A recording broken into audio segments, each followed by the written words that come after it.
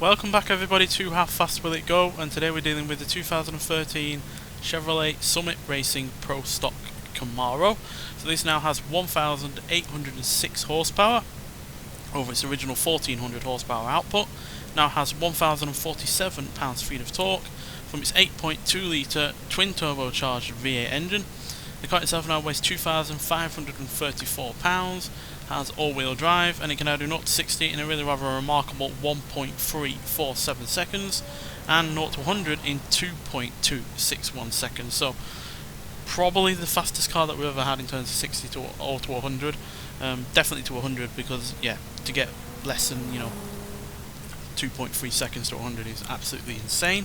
But that's purely because this is obviously a drag racer, which it means it's meant for superbly quick acceleration and typically not massively high in the way of top speed. It could originally do 210, which is pretty good for a car that only had a 5-speed gearbox. But yeah, we've swapped that out. We've put the all-wheel drive in it. We've put in some more power.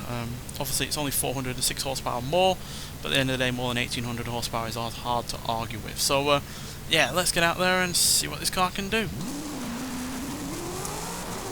Now this can go even faster in terms of acceleration if you keep it rear-wheel drive only.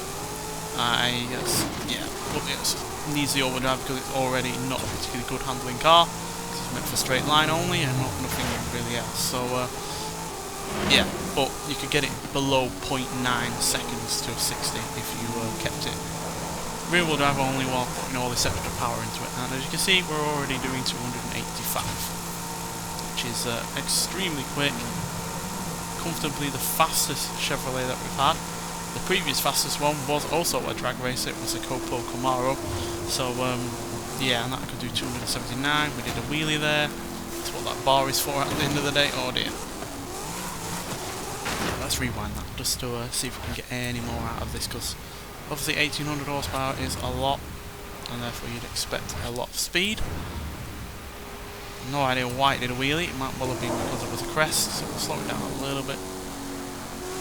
At the end of the day, it can get back up to its speed in no time. As you can see, very high revving V8 as well, more than 10,000 RPM. And yeah, it does not struggle to get up to its top speed at all. Or at least the current top speed.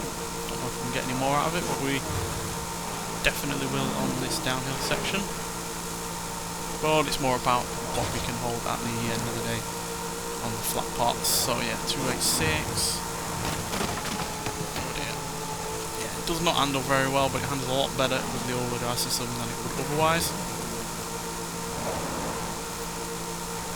Yeah, 285 is all we got, but that's still comfortably one of the fastest cars that we've had on the series, and definitely one of the fastest, more recent vehicles that we've had on the series as well. So yeah, that's 6 miles an hour quicker than the Copo Camaro, which managed 279.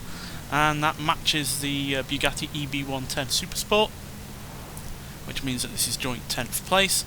It's also quicker than a Lotus Evija, a Koenigsegg CC8S, McLaren F1, Porsche 906 Carrera 6, a Rosion Q1, the Mercedes-Benz 300 SLR, the McLaren F1 GT, Noble M400, Saleen S7LM, and it knocks the BMW M3 GTS out of the top 10. And we're only 1 mile an hour behind the likes of the Automobili Pininfarina Battista, which had even more power than this, as well as the Jaguar D-Type and the Porsche 917 LH. So overall, really good. Handling wise, it's pretty awful, but that's to be expected. It's a drag car.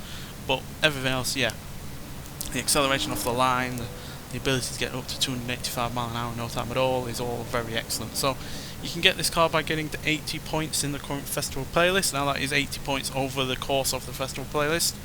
Don't think you can get 80 points in any one single season, so it can take a little while to get this car, but it's well worth getting as it's huge fun in a straight line, and yeah, we'll pretty much walk over any other car in a drag race. So get out there and get it if you haven't already. If you have got it already, I'd like to hear your thoughts on it, but nonetheless, thank you for watching, and I'll see you in the next one.